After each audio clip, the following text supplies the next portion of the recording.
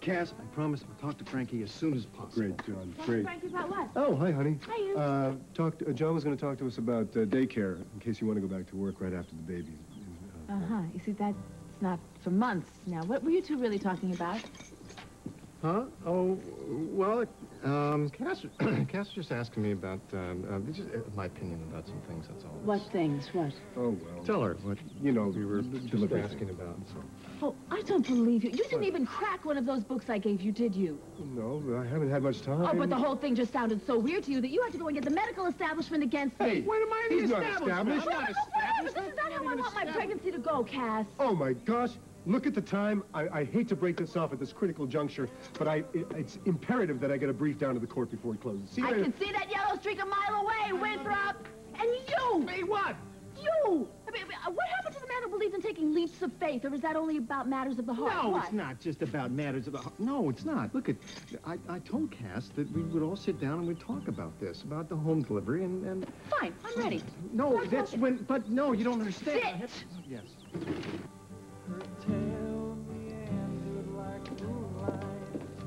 Well, just a minor crisis that I handled like a pro, I might add. Gosh, what's with you? Look at this. My reaction, exactly. Kelsey, I think this may be Matt's way of asking me to marry him. What am I gonna do?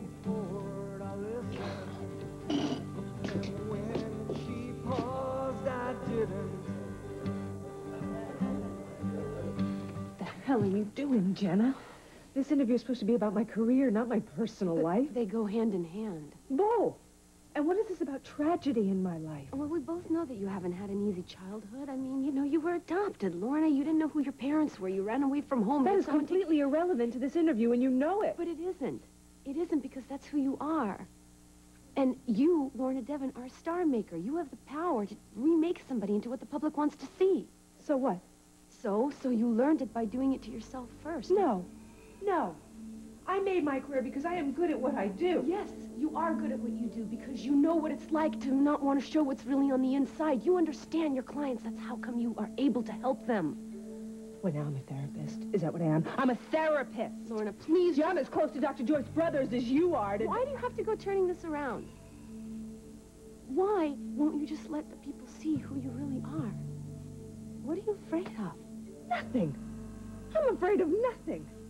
And if I reinvented myself, as you are so desperate to believe, it's only because I knew it was out there waiting for me. And I wasn't going to let them get me, Jenna. I wasn't going to let them get me. Who did take this advantage to you? of Who me. put you in the steel shaft? Carl Hutchins, all right?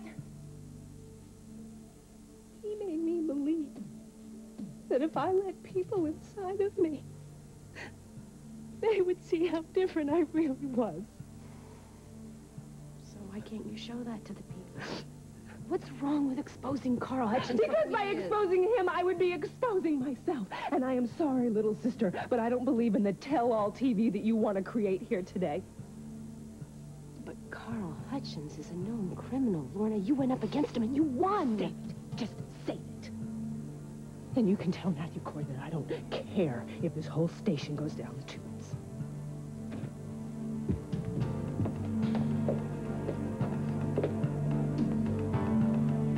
I know about the photos you have on Lorna, Carl. My dear young man, talented as I am, photography is not my long You knew they were taken when she was just a kid, and you've been blackmailing her ever since. Is Miss Devon bringing this charge against me? No. She says they don't matter, but I think you've got her scared to death. I think you should take her at her word. But what I really think is that this is just simply a device to get back into her good graces. Well, you better rethink it, because Lorna does not respond to the avenging crusader. You lads. Think about it, laddie.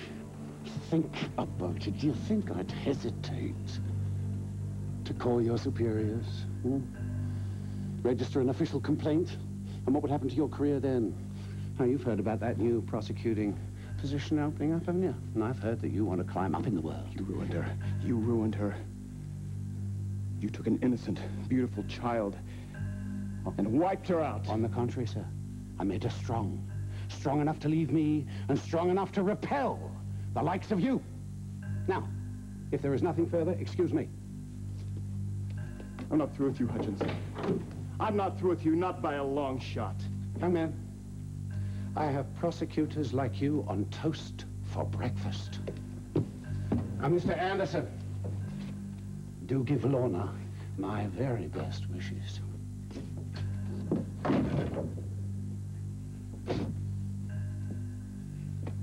He's a nasty young man, and if he comes back here, bite him.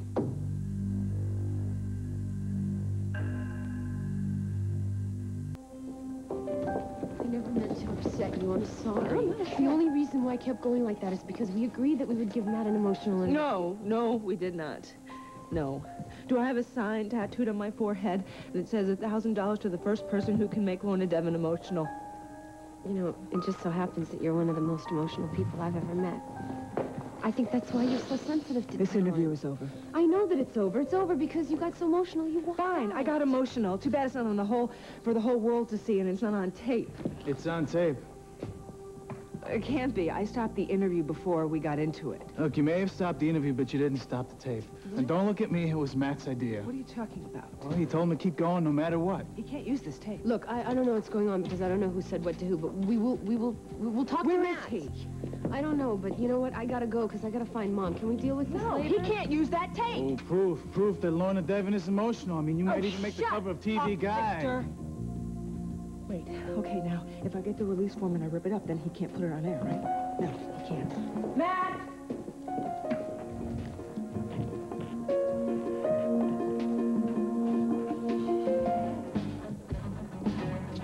What's he doing? Talking to a waitress. That's the one that gave me the pie. Oh my gosh, he must be grilling her about my reaction. You know, you're really lucky you didn't chip a tooth. What if I just put it back in the pie? What do you think?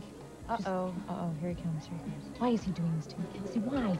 I mean, what is this, some kind of a joke? I can't marry him. I mean, we don't even agree on whether to use built-ins or customize his office. I can't be able to... Hi, Beck. Can I talk to you for a minute?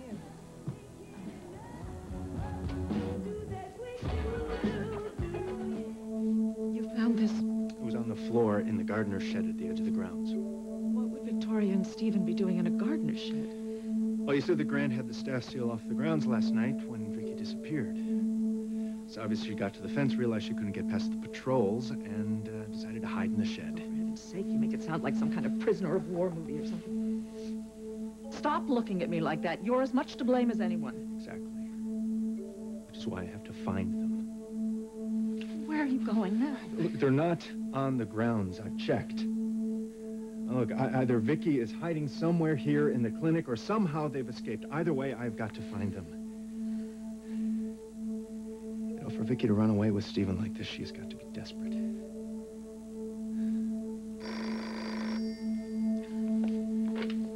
Hello. Yes, Grant. Yes, of course, I'll be here.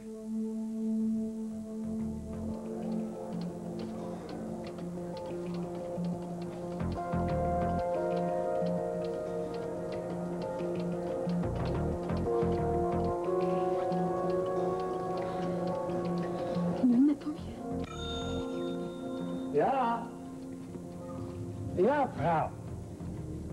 Sprechen Sie Deutsch? No, I need a ticket. I understand. My English is not good, but it is good. Where do you want to go? I'd like to go to Paris and then back to the United States. You're leaving us. Well, yes, I am. It's a beautiful country, but I just need to go home. Do you take American dollars? Yeah, of course. Paris is a long way. I don't care. How much is it going to be? Well, in dollars, let me see. For you and the little boy, $105. 105? You know, he's only... No, for him, I already give you one-half the price. I see. Your face. You look like somebody. Wait, I will remember.